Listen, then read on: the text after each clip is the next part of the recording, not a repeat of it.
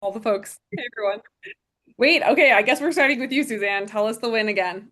Perfect. Yay, no problem. Yeah, I have a friend who does Pilates, and I was talking to her about potentially starting lifting for the strength training thing. And she's like, nope, you should do Pilates for sure because, um, lifting only gets your major muscle groups, and Pilates gets all the supportive muscles. So even if you're going to lift, you should probably start with Pilates. Ooh. So, went to the first class today, signed up. Um, and I need to just book my classes. So I'm going to try to hit it 3 or 4 times a week. So that's my win. Yay. Oh my gosh, that's a huge win, especially with all you have going on with taking care of your fam and everything. Yes, indeed. Yeah.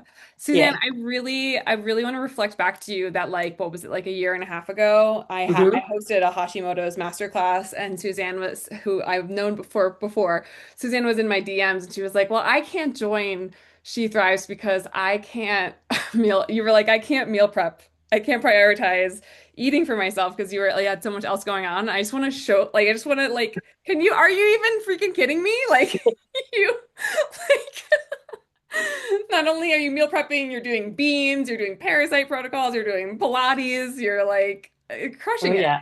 I'm it. trying for sure. I'm starting to, the real difference for me is just starting to say, nope, everything else is going to wait. Like this is going to be first priority, which is still very hard. I'm not going to lie about that. It is hard, but I am approaching it differently and it is helping. So, hmm Yeah, it is hard to prioritize ourselves, right? Anyone else feel that way? They've got for kids, sure. we've got jobs, we've got other things, we've got this. Come on, come on. All right. We've got dogs. He knew he's like, it's the group call time. It's time to sit in Sophie's lap. It is hard, but I also think it's like choose your hard, right? Like, is it harder to just commit to ourselves and our health and prioritize, or harder to like make excuses and feel worse, maybe, you know? I've been thinking about this a lot, and I'm really glad you brought that up, Suzanne, because I've been talking to a lot of people about this, like just on a mentorship call with my one of my somatic business coaches. And we were talking about how hard it is sometimes when you are a leader of a company that works with people on really, how should I say this? Like lifelong lifestyle changes, like when we have chronic illness or when we have, Hashimoto's, we gut issues, when we have different things, it can be really hard sometimes to be consistent because we might have like a setback where we might view something as a setback. And this kind of perception of how we view things. So I'm so glad you shared, Suzanne, like your shift in your mindset. Yeah, mindset changes you even wrote in the chat. Like I think it's like the most critical piece that we often miss. And we can like get on like a lot of protocol fatigue without the mindset shift. So I'm glad you shared.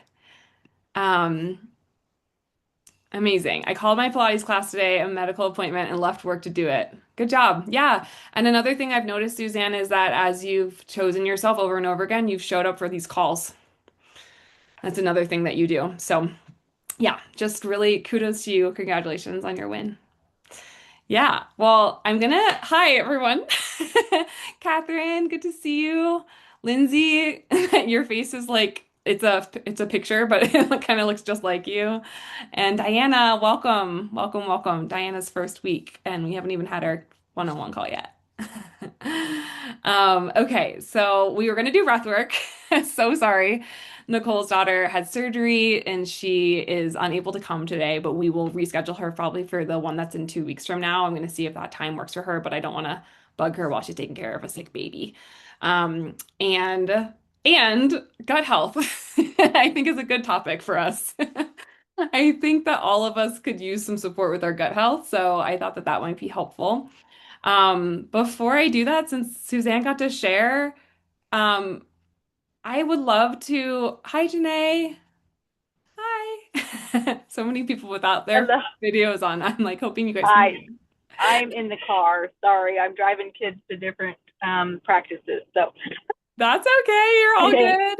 Since you're unmuted, I was gonna just have a quick whip around. If there's anything that you wanna share that you're celebrating, it can be about health or it can be about your personal life or anything.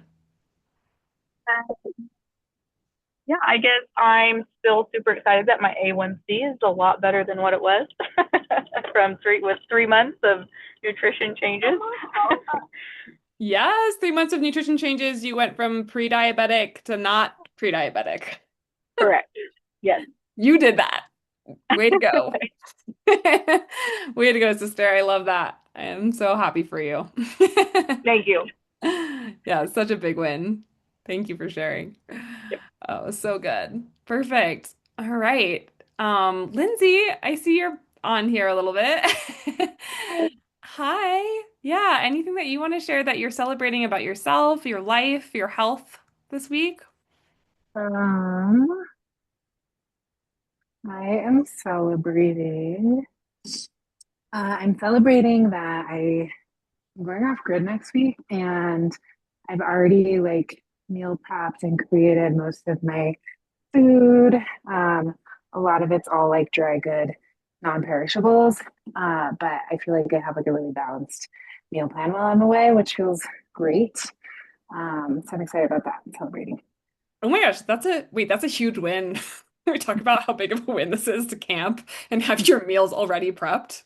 Yeah. Amazing. What brand did you end up? You said a lot of it's freeze dry stuff. Like, did you find a brand that worked for you? No, I'm not doing freeze dry. A lot of it's just like dry goods or Okay, non-perishables. Yeah. gotcha. So, Yay. yeah, It's such a good win because it like just shows that if you do a little bit of prep, you can see a lot of results even when you're on vacation. totally. Yeah. Or are you going off grid in the mountains? Um, I'm doing a workshop in Washington State called Shadowcraft. So it's Oh, um, it's like a mixture of survival skills and shadow work and introspection and oh my gosh, that sounds really cool and kind of intense, like the survival skills part of it. yeah, it's gonna be intense. Oh my gosh. Amazing. Well, enjoy being off grid, not connected to phones. Yeah. Thank you for sharing your win with us. It's so Mm. inspiring. All right, Catherine, how are you? Anything that you're celebrating in your life? I was really struggling with my sleep, and I have been like doing so many things to like wearing blue light block glasses and like taking my melatonin and like reading and like I'm like doing all of these things to like get a good night's sleep. And for like 2 weeks straight, I just was like waking up in the middle of the night and I was driving me crazy. Like probably quite literally. But I got 2 nights of like full, deep, great sleep and I'm feeling a lot better, which is really nice. Oh my goodness, I'm so glad to hear that. Oh, not Yeah. getting sleep, it does drive you a little nuts. Yeah, Um, especially because I was like, I'm doing everything I know how. I'm like meditating and everything. And so, yeah, but it seems like I might be on the right track again. Oh, I'm so glad to hear that. I have a lot of thoughts about sleep as someone who struggled with sleep. So if you want a hot seat on that, I'm happy to give you any more support. I know we also have a one-to-one call. And also I feel like what we found in your gut is pretty significant. Like I always find that when I have a pathogen or two in my gut, it will keep me up, especially if there's a parasite. They're Yeah, very that active at makes night. sense. Yeah, they're very active Ah, at night. interesting. Yes. Yeah, well, that's a relief then to know that I'm working on that and that might Yeah. help. Yeah. Yes, definitely. I think what I can say is that when people clear like H. pylori fungus, especially parasites and bacteria, their sleep improves so much. Typically, we lose weight. And sometimes it's like frustrating because we don't necessarily see them on stool tests. So it's kind of a good, I guess, transition into the gut health conversation. But when we do, we definitely, want to try to address them as best we can because it really makes a huge difference in pretty much every category of our health. But they are stubborn and they don't always want to leave. They found a good place to hide. So sometimes it can be a little rough on the way out, which I think might have been part of the symptoms you were sharing in the chat that I just caught up on. So hopefully some of that advice helped. Yeah, that's what I figured. Yeah, thanks. I don't want to take up too much time, but I realized about the doubling it up. Like I saw that it was like on 1 week in the protocol, but like afterwards I was like, this was too much. So thanks for reiterating that. Yeah, and you know what, Catherine, it's you're not taking up too much space. This is just I really want to say this so that everyone hears it. Diana's new, Lindsay's new. Um, when I create protocols, I try to be as detailed as I can, but this is just like it's just a really good rule of thumb for anyone, including myself and Carly, taking supplements. Is like we just do not know. We are not God. We cannot tell how something's going to interact with your system. So when in doubt, and I would just say like I know like we want like we want to get to the finish line, so sometimes we'll just like go to the full max. And so it's kind of like a little bit of like slow down to speed up, especially for sensitive bodies, which if you get an HTMA back and you're in a four lows pattern or even a slow oxidizer pattern, which you'll know if you've gotten an HTMA from me, it's like even more, especially four lows tends to be very reactive. So like it's not just you, it's like every single week I this happens and I just feel like I'm like a broken record, but I'll just say it till I'm blue in the face. Like if I say to take two capsules of something three times a day, like start with one capsule one time a day. Because and don't do multiple supplements on the same day. So like we can just really see how they interact. And to be honest with you, Catherine, like I've been doing this for almost 10 years and I've actually not seen someone have that reaction to that combination of products. So like that's like, I would have even like warned you even more if I like had ever seen that, but I haven't. But it's just your body and I loved what Carly said about, we're speeding up detoxification, we're speeding up digestion. And I think even like when you had the reaction that you did with the minerals, it's like we're speeding up function in the body. So your body seems to be very sensitive to like moving a little bit faster than it wants to, and it's just telling you that feedback. So yeah, it's not just you, it's all of us, myself included. I kind of want to reframe that as it's like being like overly receptive. I love that. Your body's overly receptive. Yeah, Yes. I feel like I'm learning more and more. She's very like assertive, like and like she lets me know. So that's a good thing, I guess. Yeah, it's good. Yeah. Catherine, your like background, I feel like I think I mentioned this in Slack, but like I feel like you're so open to I just want to like plant in the mind. There's going to be a lot of metaphors. So like the way like just notice like your actual like in 3D like behavior patterns. There might be like mimicking happening like internally, like how you react with supplements and like it's kind of cool if you like where else does this show up in my life? I know reading your that message, I was like, okay, this is like something to like sit with and to like take in. So I really appreciated it. And yeah, that makes total sense. There's a lot happening. There's a lot.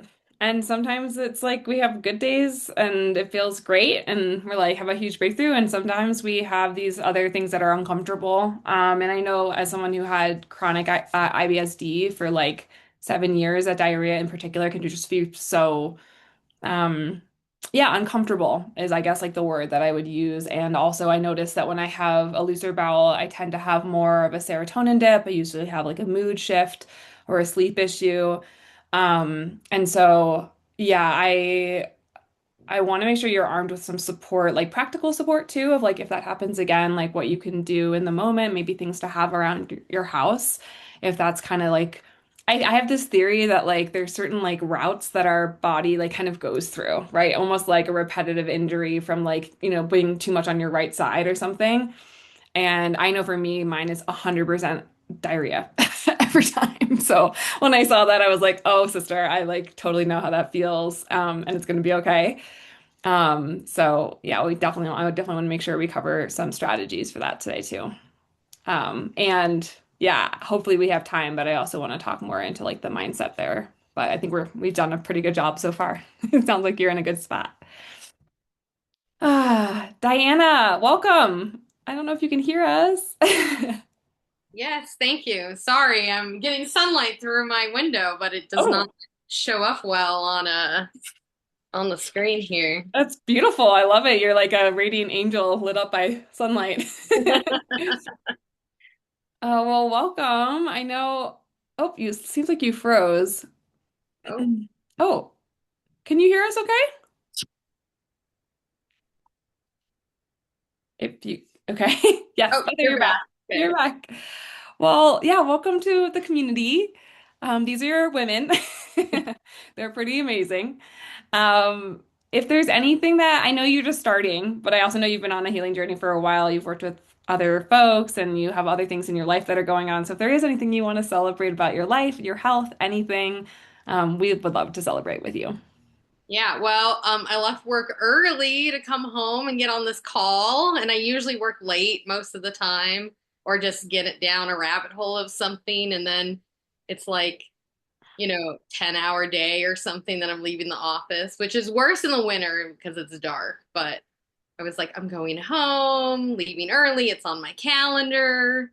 Oh my goodness. Yeah, just making the time for it, and then I'll have time to go for a walk after. Yay! Oh wow, look at that, a stack. Yeah. Yeah, how does it feel to show up for yourself? Good, good. Sometimes I get a little stressed about taking too much time or whatever, because I also had a doctor's appointment this morning. So I'm like, you know what? I'm working 5 hours today. I have leave. It's not a big deal. I have tons of sick leave. So Yeah. yeah. So it's good. I need to do it more because I tend to just get in the habits of like work and then, like eat dinner late, go to bed late, get up late, repeat the pattern, and then it just, so I'm trying to be more mindful, especially starting this program of maybe not doing that. Okay, well, I appreciate you like even saying the pattern, like you have acknowledgement of the pattern, which is huge. And I can sometimes slip into that pattern too. So yeah, thanks for naming that. I think I'm excited that it sounds like this program is like igniting a decision for you to show up differently in your life. And that's kind of the beauty of it, right? Like you got to choose how you show up now. And yeah, I'm really proud of you. Good Thank job. Yeah. It's a really big deal, especially, I mean, Diana, you're in the one-to-one program. Like, you don't have to come to these group calls, but honestly, the one-to-ones that come to the group calls tend to do better. So yeah, there's that. So yeah, proud of you. Okay, cool. Well, I'm so glad you guys are all able to find something to celebrate. That is huge. Okay, I am gonna teach a little bit. Maybe a lot of it. Is that cool? I can teach you guys about gut health. All right. This is going to be like kind of a foundation place that we can build upon. I also have a section about like the gut-brain connection we were just talking about with Catherine. I think could be really important to talk about and like how stress impacts the gut. Sorry, I'm trying to figure out how to turn that. Oh, it's after 5. That's why. Okay. Just going to turn my phone off and then that should fix that. Um, so I want to talk through those things. I also made a few slides for like strategies for bloat, strategies for constipation, strategies for diarrhea. So and I can also like send these to you too. Okay, cool. Let's see. I am going to do some fancy stuff. I have like a whole presentation. It's like, yeah, it's in here. Let's see. Present and da. All right. Now I have a lot of screens. Oh, here comes Janae again. Share. Okay. Can you see my screen? Okay. Great. Great, great, great. I need to hang on 1 second, you guys. Thanks. 1 second, ladies. Okay. So I'm going to skip over some of the things about who I am because hopefully at this point you know who I am. Oh, I gave this in another group recently. I do want to just say, like, I really get the gut health journey. I mean, I was the girl in high school running to the bathroom 7 times a day. I had reflux, I had gas, I had first colonoscopy and endoscopy when I was 16. So, like, I really get this. And so let's get into it. Okay. So the first thing is just basics, right? Just the basics. I want you guys to understand when we talk about gut health, what are we talking about? We're not just talking about the stomach. We're talking about actually an entire ecosystem, an entire digestive tract that we have that goes from It's kind of weird to say, but from mouth to anus, right? It's, think of it like one long tube. Think of it like when you water your grass, if you have a lawn, one long tube that goes the whole way down like a snake. And so if you think about it like that, it's like an inner passageway that that's kind of hopefully blocking the outside world from getting into the inside world, okay? Because we have a cell lining that's one cell thick that's keeping us from basically coming in contact with that outside world.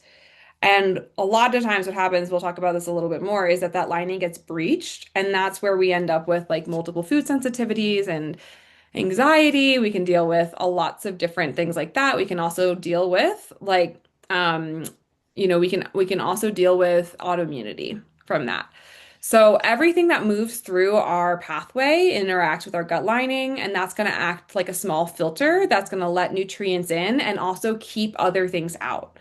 And so when that lining's healthy, that protects our entire body and keeps our energy stable and our immune system balanced and our brain working, our mood happy and healthy. So we have a lot of superpowers. How cool is this? Our gut's main job is to turn food into fuel. And it's doing a lot more than that. It starts breaking down like when you start chewing, and then it's pulling out vitamins and it's pulling out minerals and amino acids and other nutrients that your body needs to function. So your gut has a huge job. And it also is going to eliminate what you don't need. So that's going to be like any waste products, toxins, any excess materials that your body's ready to let go of, even hormones like estrogen. If anyone here has PMS, PMDD, or estrogen dominance, your gut is actually one of the places that those hormones get out of. And so the really cool thing I think is that our gut is our main communication hub. So it's going to send messages to our brain, our hormones, and our immune system literally every second of every single day. And it's really helpful to remember that, especially when we're having like a gut flare and then we're like, why am I so sad? So our gut health can influence everything from how clearly we think and how balanced our hormones are. All right. It's not just like a place that I feel like sometimes we're like, oh, we just have a pouch in our gut. It's like it's so much bigger than that. Okay, so we have our mouth, we have our stomach, then we have our small intestine, large intestine, and then we have the exit. And so when we think about digestion, it all begins in the mouth. So chewing and making saliva isn't just about how well you can swallow food. It actually is where you start breaking down carbohydrates and signaling your stomach to get ready. So if you're someone, when you eat carbohydrates, that you feel bloated and you feel gassy, ask yourself, when's the last time I really chewed my food? Put in the chat if you think you chew your food enough. And tell me and be honest if you think you don't. Um, let's see. Nope, nope. Okay. Yes. Great. Dana, great. Okay. Probably not. Okay. No. All right. So my work here is done. Everyone just needs to chew their food more. But seriously, I feel like this is so basic, but we just don't commit to it, right? And then we're like, what, you know what I'm gonna do? I'm gonna spend $50 on that probiotic though. Like that's definitely what I want to do forever, right? Like really, truly, if we just simplicity, right? Simple thing that we can do to really help our gut is to let our gut know that food is here and it's time to digest.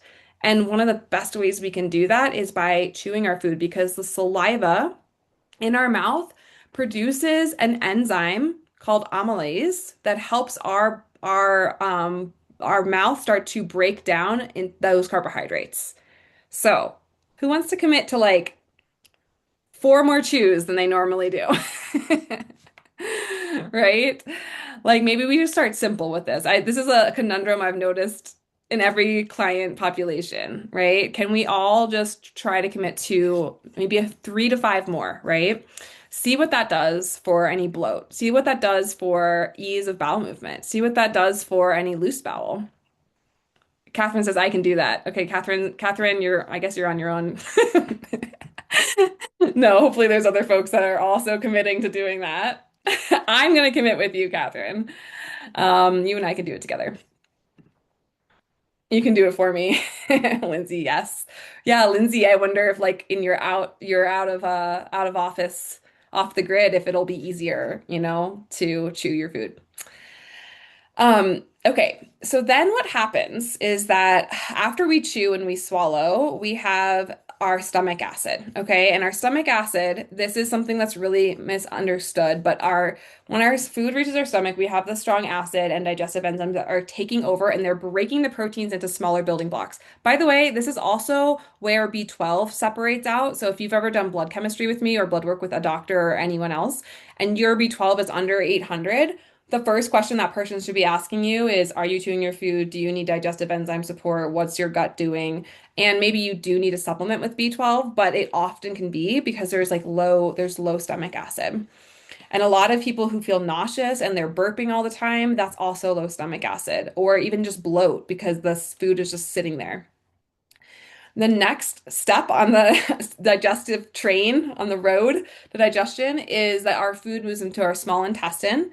And this is really critical. This is where our body knows how to take that food and absorb it. We have these tiny little finger-like projections.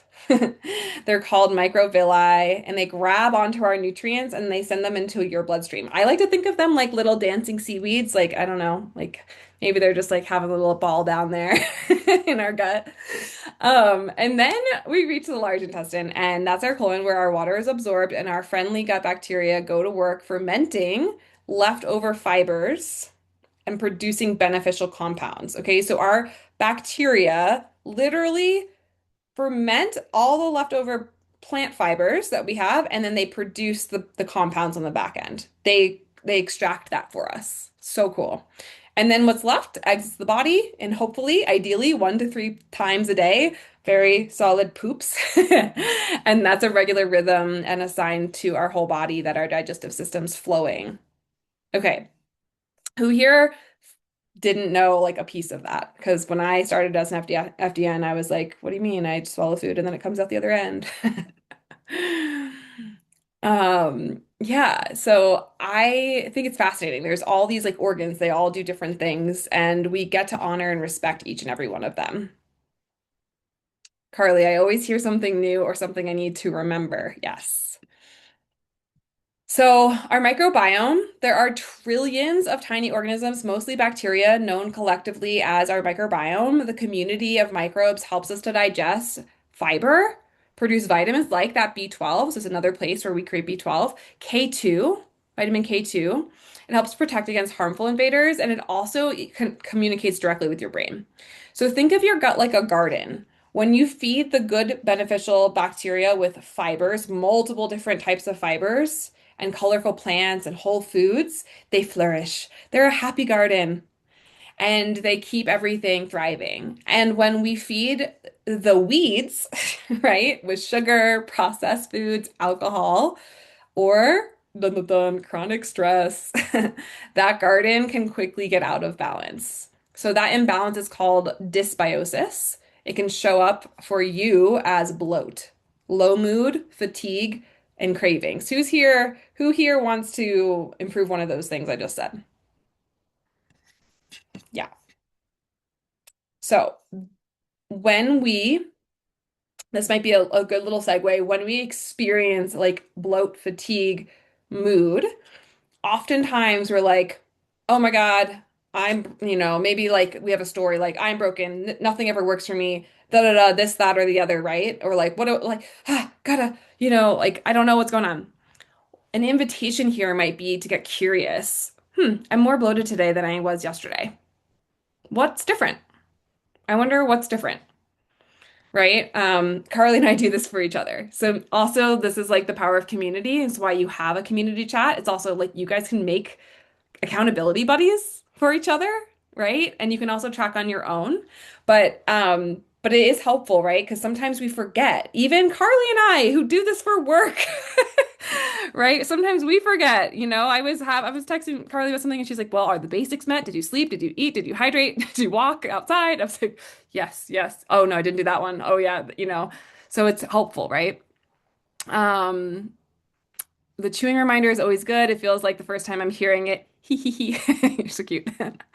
All of the above. I love it. Okay. Okay, so this is actually a picture of what the microvilli looks like. These little seaweeds, dancing seaweeds in our gut.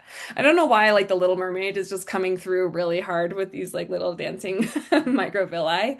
But these are a single cell layer that protects our inner world and it decides what gets in and what stays out. So when the barrier decides what goes in and what stays out and it's all intact, that's when we're positive. And there's holes, it's gonna leak in those bacteria toxins and large food particles.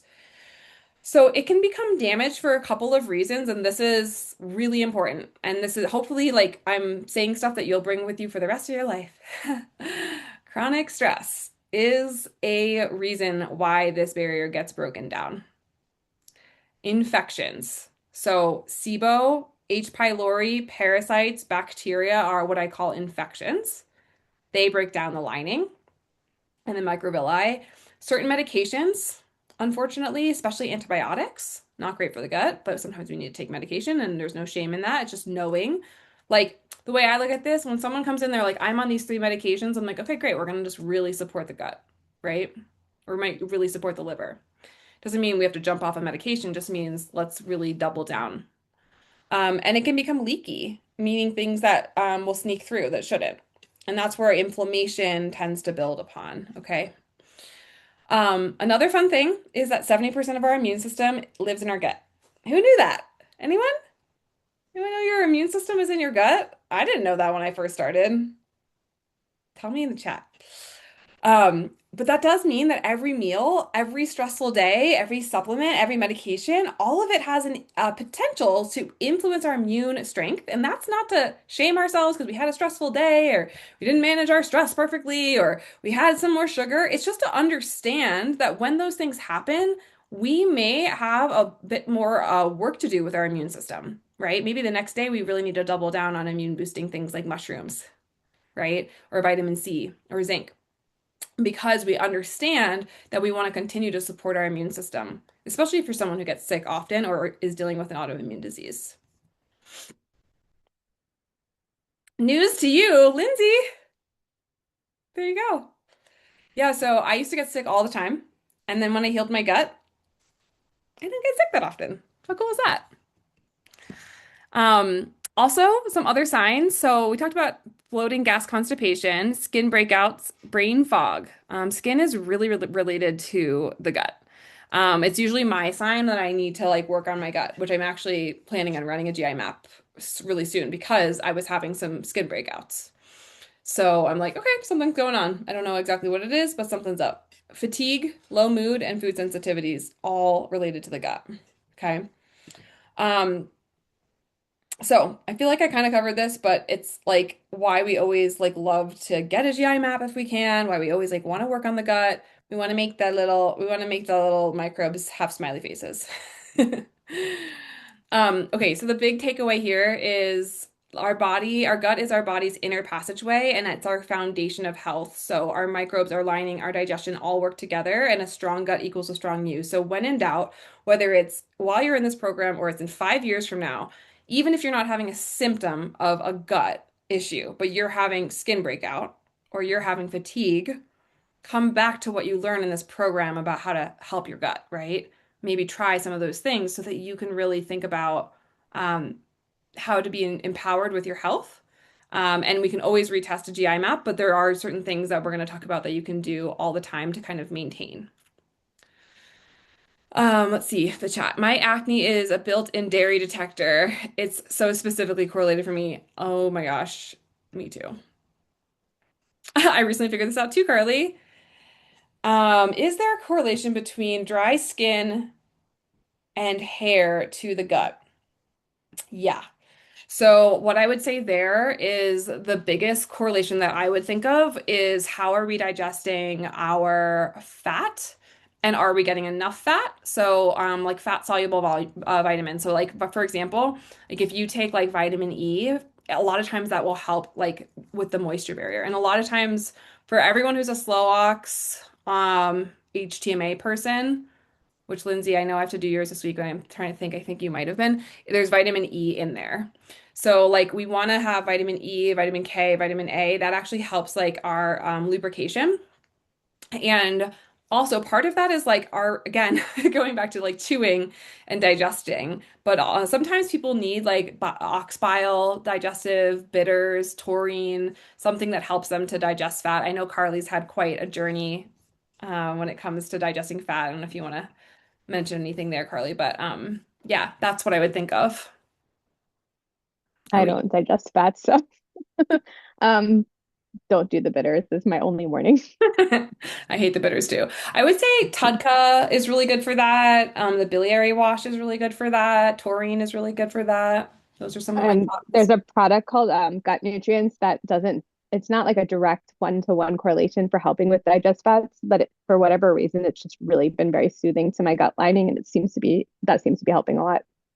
So Yay. it's a powder that I mean, it comes in capsules, but the capsules, like you end up having to take a ridiculous amount. But if anyone's looking for something that's like just super nurturing to your gut lining, it's on full script. So me or Sophie can just push it out too if you're curious. Yeah, if we say something and you're like, "Oh, that sounds like me," you guys know your body, you all know your bodies better than I do and better than Carly does. So if you're like, "I want to try that," just send us a Slack and we'll put it into your full script, especially if you're in the group version of the program. Thanks for sharing. Always forget about gut nutrients. See, this is why we have I two of love that. Okay, how is all this landing? I'll just take a pause. Is this all making sense? Are you learning something new? I'm seeing nods. I'm seeing, okay, great. Good. I'm like, is it I going think in? like one of the interesting things, like especially that I didn't realize before I learned all this stuff, is like some of the symptoms you would never think to correlate. Like so for me, like I know that I've eaten too many fats when I'm like experiencing so much fatigue because I think it's just so harsh on my body to digest it. So it's like when you're like our gut symptoms show up everywhere. Mm, It's not just like bloating and gas. That was like very brand new information for me when I was on your guys' side. yeah, I think that's like, it's still sometimes interesting, like especially for me, the neurological and the sleep. Those two, like we were talking about, are like still sometimes I still, and then what I've noticed is like if I eat something that just doesn't agree with me and I am having like I don't even necessarily have to be having like pain, but if my gut is like inflamed or activated, I just won't sleep. So Mm. like I have to wear a castor oil pack, and then if I put a castor oil pack on, I fall right to sleep. It's really interesting, right? Because it's getting in there and helping with the gut, which is really what this section is about. And I kind of feel like I talked about a lot already, but Carly, thank you for the prompt of like, yeah, like our gut is where we convert. It's also where we convert and make energy, partially. It converts food to ATP, which is our energy currency. So when our gut is off, we aren't going to be able to like eat all like when we eat all those nourishing foods that you've like learned about in the nutrition module. It's like it's not just what we eat, but how well we absorb and digest, right? So that's where if you're like in the category of like I'm eating like whole fruits, vegetables, clean proteins, and I still feel exhausted, maybe there's something going on with the gut.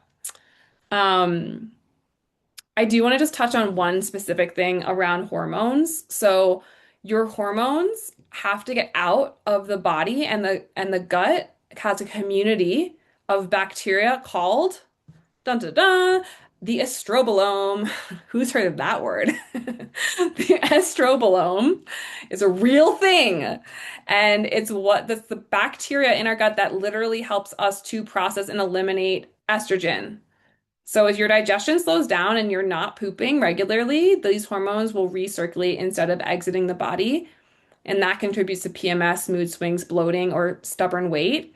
And if we run a GI map and your beta glucuronidase is elevated, I may suggest calcium D-glucarate as a supplement to open up the glucuronidation pathway in the liver and in the gut so that that hormone gets out. So if you, Catherine, you just wrote about this. You were like, I'm taking the thing and my period was like less painful, I think you said. That's almost very much probably why. Right? So we're kind of alleviating the liver and the gut burden of this hormone. Okay. Um, And that's a tool you can use. I mean, like for example, I just haven't gotten around to the GI map, but it's happening this month for sure.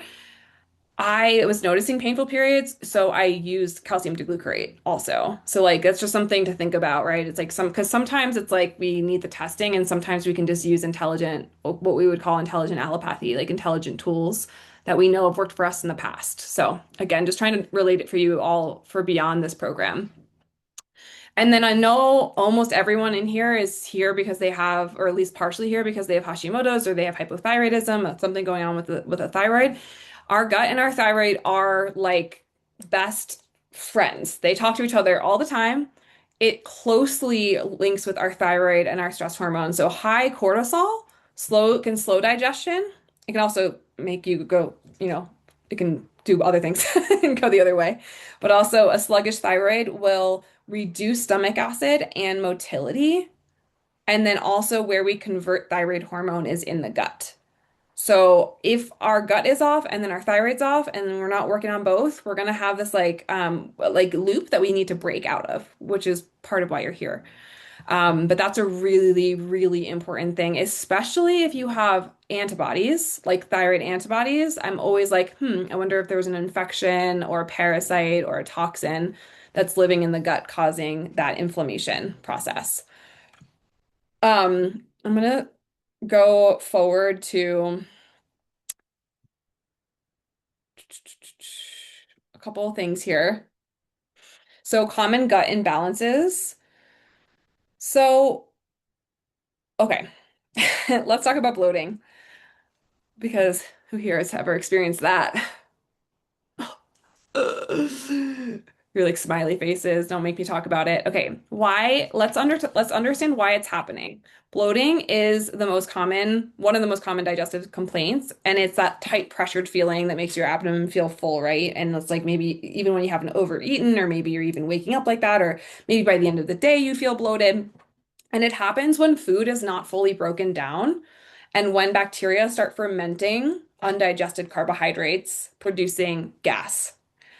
Let me rewind that. It happens when bacteria starts fermenting undigested carbohydrates. What did I say is the first step of digesting carbohydrates? Chewing, right?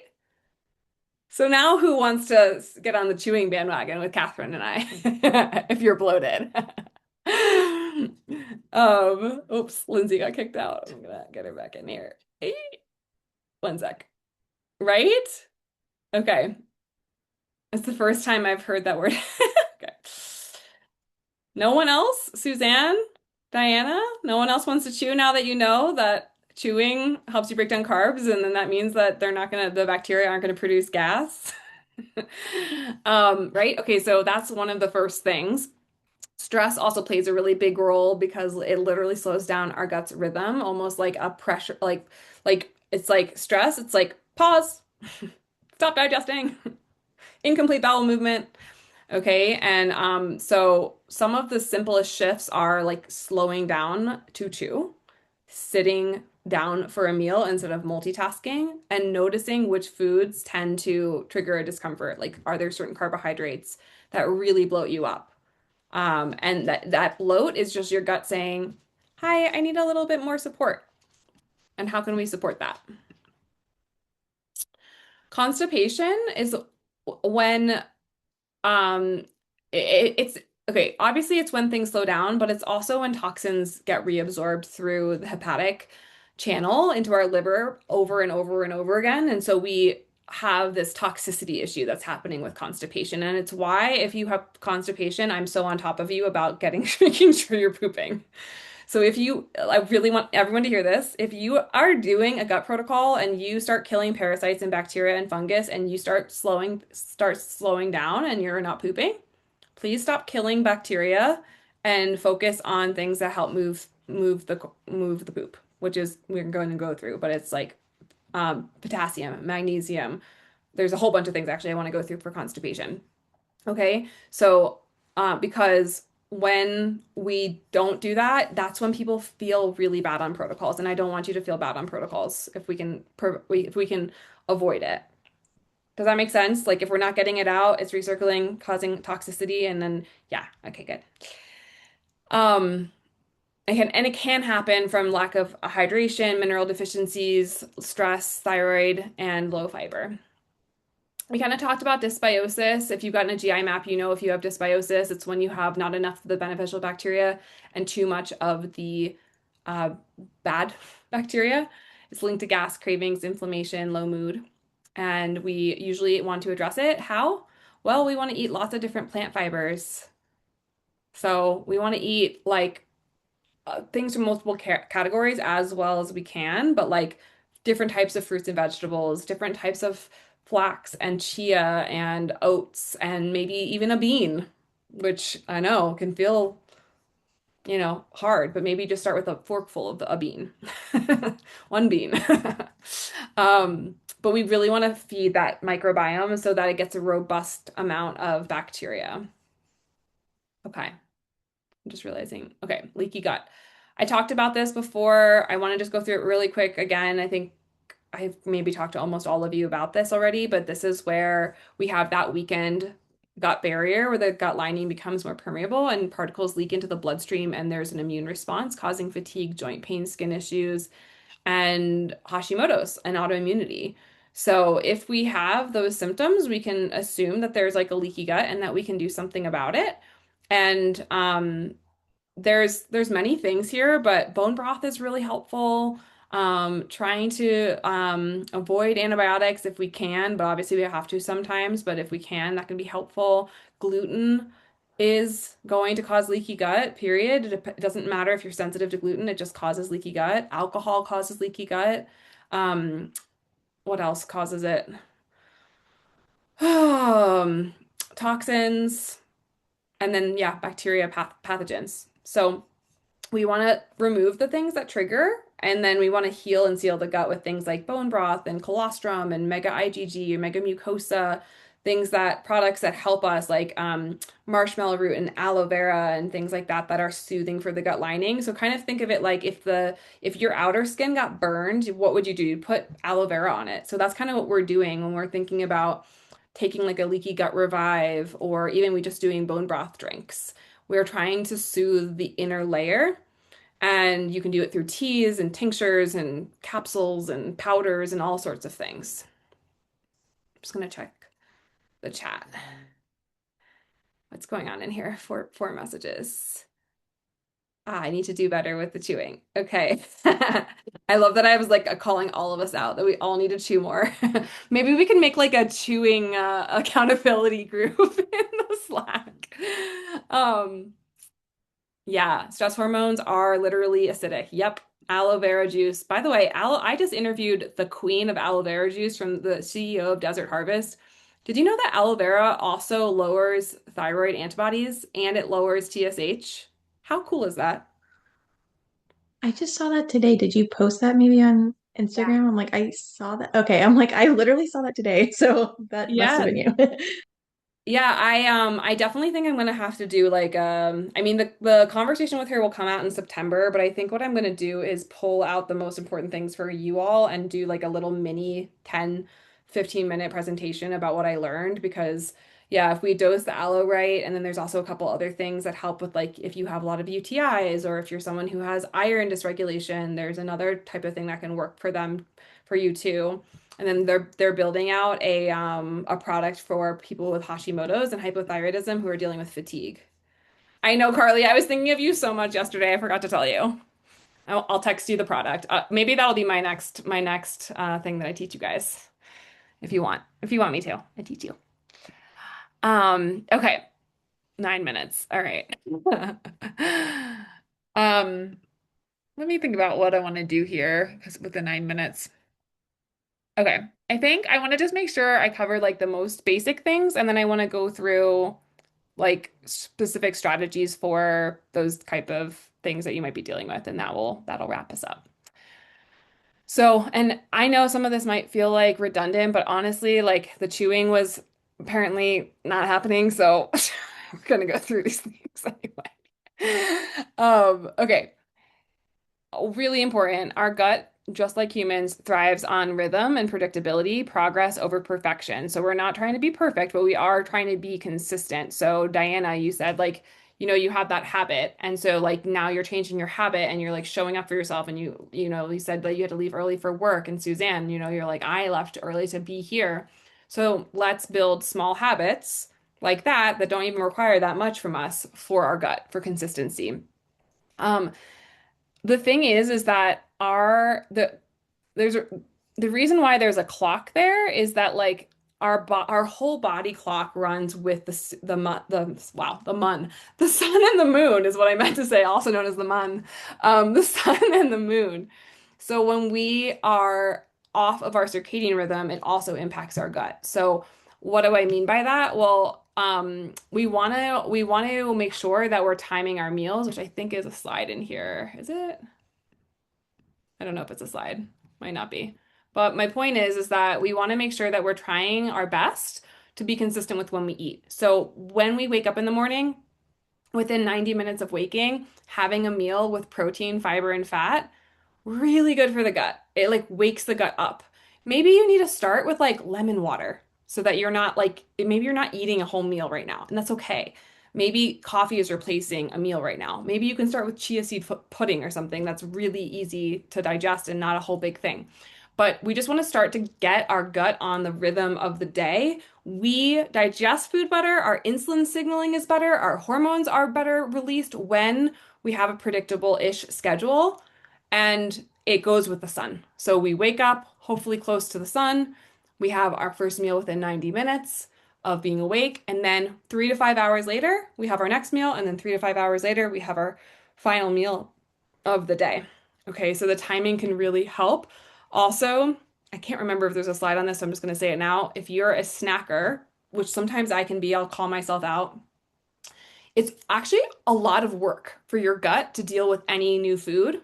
So think about it like this. Every time you eat like a little bite of something, so maybe like you're like you're a mom and you have young kids and like you eat like their little scraps like throughout the day or something. Or maybe you're just like I can't be bothered to make a whole meal, so I'm just going to make like this like little snack.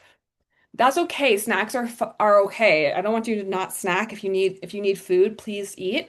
But try if you can to turn your snacks into like either mini meals or just eat a little bit more when you do eat. And the reason is it takes 90 minutes for your gut to sweep that new food through the body. So if you're taking food every hour or every other hour, it's actually a lot of work. And that's also what can contribute to like dysbiosis and bloat because the body is like, oh my God, more food. What do I do with this? I have to work so hard. It's taking up so much energy. And so if that's like really hard for you right now, like you're like, oh man, I just graze all day, just start with like one meal that you want to, focus on and then build from there. And Carly and I can help you. But I find that snacking is one of the biggest like reasons people have gas and bloating because the gut is like always on. Did anyone know that? I didn't know that before I started doing this work. Oh my goodness, these dogs are making me sneeze. Okay, we already talked about this, but prebiotic fibers fuel healthy bacteria, and you can see a whole smorgasbord of them right here. Grapes, peppers, nuts, beans, cauliflower, seeds. You can aim for about 25 to 35 grams of fiber daily if you don't know how much you're eating. You can always use AI or ask me, and you can track your food, and I'll tell you how much you're eating. But it's probably not 25 grams. So if you're at like 10, then start with like 3 more, or 4 more, 5 more. If you don't know how, like literally, you can submit any of your food journals to me at any time. You can use Practice Better for that. You can message me, and I'll help you. But if you just don't literally know where you're at, that can be helpful even for like 3 days. And you can be like, wow, I'm only eating like 12 grams of fiber.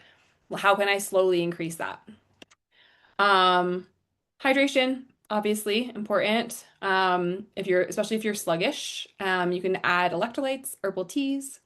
Sleep, critical. If we're not sleeping, our gut's not resetting. So Catherine, when you were like, yeah, like that connection with your sleep is so key. It's when we repair is when we're sleeping. Okay. Oh yeah, movement. So our is a natural stimulus and it helps food and waste moving. So if you are constipated, when's the last time you went for a walk? Right?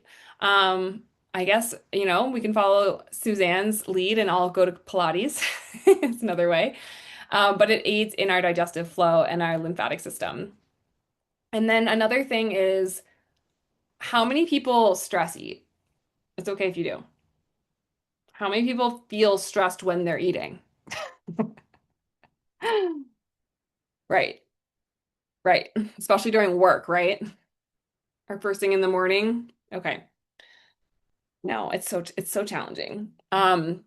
This is what I try to do. I'll just tell you what I try to do because I notice this myself. I try in the summer, especially, and in the winter I do this inside, but I try to no phone. I go outside, I sit outside in the sun, or at my kitchen table, and I try even just 5 minutes of not talking to others, not being on my phone, not messaging someone on Instagram, not talking to you guys on Slack.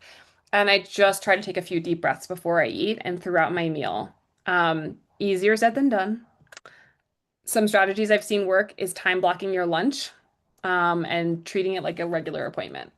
I think the lunchtime is probably the number one. That's the hardest, and maybe sometimes for moms with kids at home, and you're not going to get it every time. But when you can remember, if you can take 3 deep breaths before you eat, it will actually tell your brain will tell your gut it's time to rest, digest, and eat. So those are some really basic things, but also like I would bet that of all those things, like y'all aren't doing them. So let's call ourselves out and do those things, okay? Because the other stuff is more expensive. I know we're at time. If anyone needs to hop off, go for it. I'm gonna just go to some of the strategies for like constipation and things, if I can find them. I'll have to do the gut brain connection another time. Okay. Yes. Okay. So if you are a bloaty girl, hey, bloaty girls, these are some things that you can think about. So there are a couple products that I love, and everyone reacts differently to products, but it's just a good thing to think about.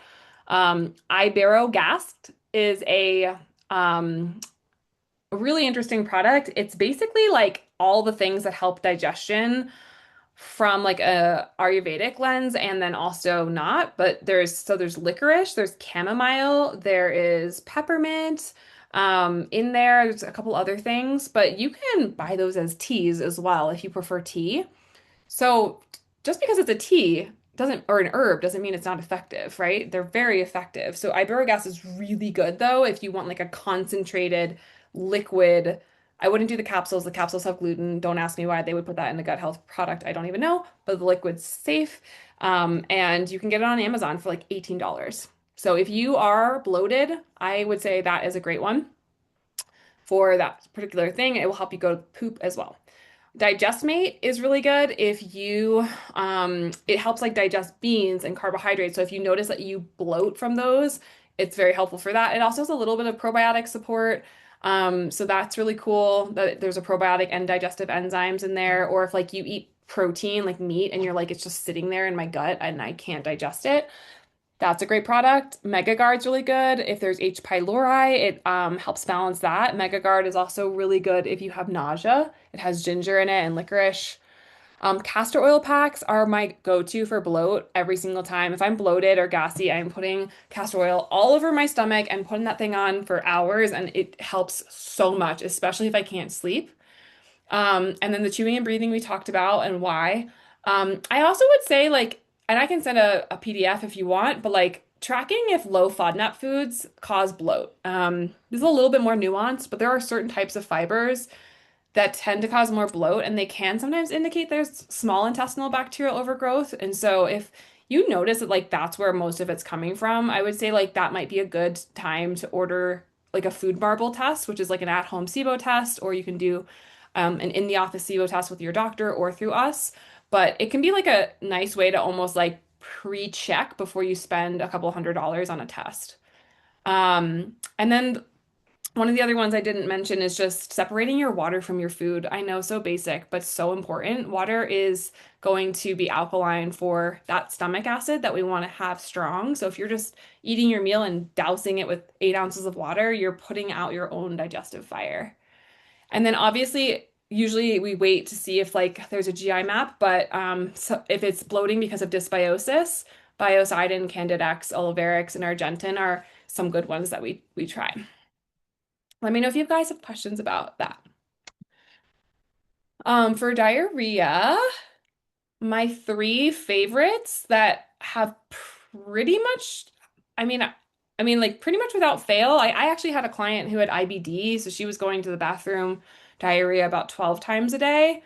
It's pretty brutal. Mega IgG 2000 can be nice. I know Carly likes Mega Mucosa, which is a similar product. It's a little gentler and also has some other things in it. So we either one.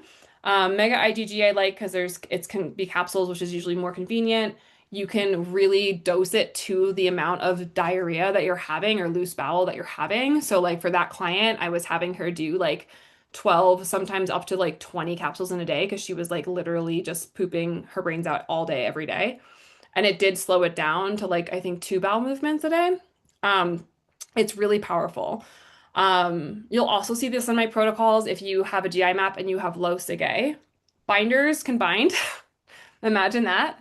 So zeolite, charcoal, universal toxin binder, any of those can be great. And then there's a beneficial yeast. I know that kind of sounds weird. You're probably like, why would you put yeast in your body?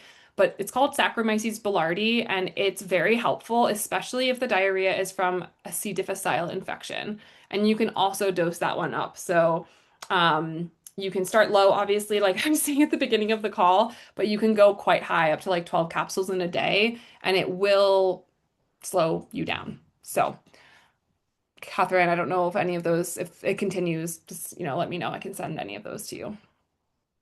And then for constipation, I have a whole guide, so I can email that to you. But if you're on the opposite end of the spectrum and you're really constipated, you could do magnesium oxide. It's going to initiate bowel movements, but only for a short period of time. We don't want to have a dependency on that. But if you're really, really constipated, that's helpful. And then potassium is critical for smooth muscle contractions throughout the digestive tract. So if you have a low potassium on an HTMA, you may want to really focus on that. Um, I need the fatigue support. Okay, I'll send you what I have so far.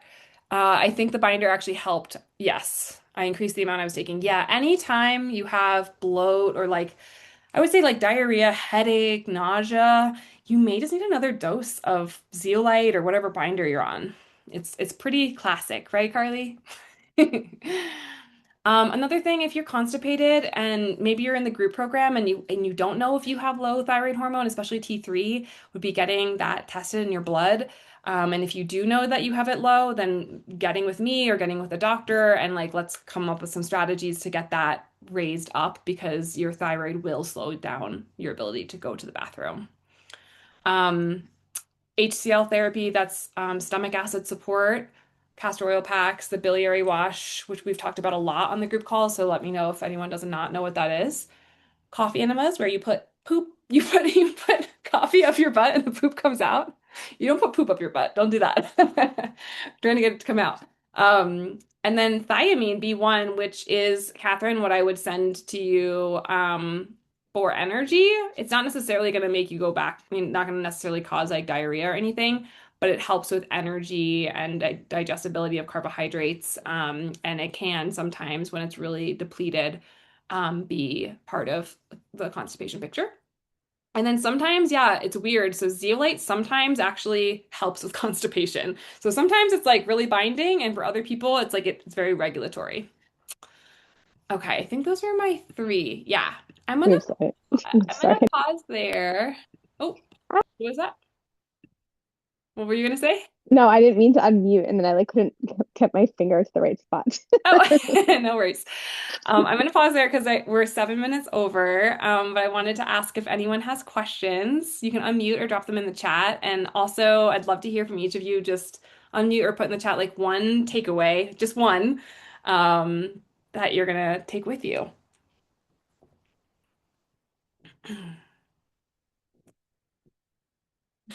As Conan starts to snore in my lap. All right, don't be shy. Let's do it. Let's do a whip around. one takeaway, and any question that you have. Unmute or put in the chat. Chew more. Okay, we got chew more twice. Okay, great. I can't wait to hear more about it. Maybe we can have a competition of how many people, how many chews we can get in a meal. Okay, cool. Diana, Suzanne, I'd love to hear from you. Yeah, I had a question. Yeah. Um, so I love a castor oil pack at night, but I've ruined so many sets of sheets. Are there other good times during the day that you find doing a castor oil pack helpful, and for how long uh do you need to keep it on to get some impact? I do know, like, if I wear it at night, I wear it all night, it helps me fall asleep, all of that, but I'm trying to figure out how to incorporate the practice into other parts of my day. I hear you. Well, for reference, when I wear a castor oil pack at night, to not ruin any more sheets, I have this ridiculous money blanket that someone gave, that our coaches gave to us, remember? And I just wrap myself up in that. I don't know if that helps. It might not, might feel constrictive, but it just works for me. Or I put a towel down or something. But yes, to answer your specific questions about other times of day, any time of day is helpful. You pull Um, the chicken apart with the forks. Suzanne, we can hear you. I'm gonna mute you. Um, and I would start if you've already done like all night, then I'm not as worried. But for anyone else who's listening, I would start with 20 minutes just to make sure like we don't detox too quickly to go to the beginning of the call with Catherine and like other people who are more sensitive. I would maybe start with 20 minutes, 15 maybe. And then I would go up to like an hour or two. You could leave it on all day if you really wanted to. I mean, when you're sleeping, you have it on for at least probably 7 hours. So you can really let it like sink in and leave it on for as long as it's comfortable too for you. Right, Kona? Yeah, great question. Suzanne, anything else you wanted to share? I know you said you were tearing up some chicken, but chewing. No, that's hilarious because I looked at my mute thing and it has the red thing on it. So I'm trying to figure that out. I muted you back once you started talking about chicken. Oh, okay. Thank you. Sorry about that. Um, no, I think just going to focus on chewing. Good reminders. I mean, I like I've been doing the biliary wash in the mornings. I've been pretty good with the IgG with that. I'm enjoying that. It's all good. Amazing. I love it. Yeah, Mega IgG is so good. Catherine, just send me a message if there's I think you said something for the energy. I can send that to you. Just send me a Slack reminder. You can private message me too. Um, Yeah, that sounds good. Question, oh, should I just I what I did today was I did one digest mate. I like since I started had 2 nights of good sleep and felt better. I did digest mate with my dinner tonight. Should I just like do that and then slowly build that up and then slowly build back in the calcium yeah, are you piece? through your cycle? I'm on my period right now, so I'm on like day 3, and it's Okay. usually 5 days. Okay. Yeah, I would say that sounds like a good plan. And that gives you a little bit of time as well, because the calcium diglucarate if for cycle stuff like is even more powerful in the second half of your cycle. Okay. Like leading up to menstruation. So that sounds good to me. And if you don't get it in for every meal, that's not a big deal. Just I would just use it digestmate on the meals that you are like the bigger, heavier meals or more carbohydrate, more protein based meals. And Okay. Perfect. if it happens again, even with the slow, let's just change it out. It's maybe just not the right product for you. Okay. Sounds good. Okay, great. Thanks. Yeah. Okay, well, this was awesome. Thank you all for your attendance, your participation. Catherine, I kept looking at you and you kept laughing. That made me happy. And I will keep you all posted if Nicole can come and do the breath work in 2 weeks. I think maybe she will be able to. Also, just a friendly reminder, because I can't remember who I've told, and some people are new and some people aren't. I am going on my honeymoon next month. Yay, 3 years late, but it's happening. I will be out of the office from May 13th to May 31st, which is a huge deal for me. Don't even just ask Carly how insecure my nervous system is about this. But what I'm going to be doing is I'm going to be giving Carly, who's also an FDN, all of the notes, all of the things about your cases. You will also receive a 2-week extension in your program to account for my absence. But Carly will be here, and Carly and Nicole are going to also run the group calls. So we're going to have breath work, and we're going to have more support from Carly. She can do hot seat. We can do somatics again. And so you'll still be very well supported. And if there is a true emergency, Carly has my phone number and can text me while I'm in Europe. Party time. Yeah. Mom's away. Mom's gone. Yeah, thank you so much. Yeah, I'm so excited. I'm going to Portugal and to an island off the coast of Morocco called Madeira. Amazing. That Yeah. sounds incredible. Yeah, I'm really excited. In Portugal, so it should be really fun. And so if anyone in just, we have about 5 weeks until then. So like if there's anything that you like specifically want me to answer before I leave, just I'll keep reminding you all, but just I want to make sure you feel totally supported, totally safe. Carly's gonna have access to all your protocols and everything. But yeah, that's the deal. Okay. I'm so excited. And also like, it's crazy. 2.5 weeks. All right. We'll leave it there and just continue to lean into the Slack and message us and let us know how you're doing and how we can support you and ask good questions so that we can be the best coaches for you. Oh, you're so welcome, Catherine. Yay. All right, everyone. Have a beautiful evening.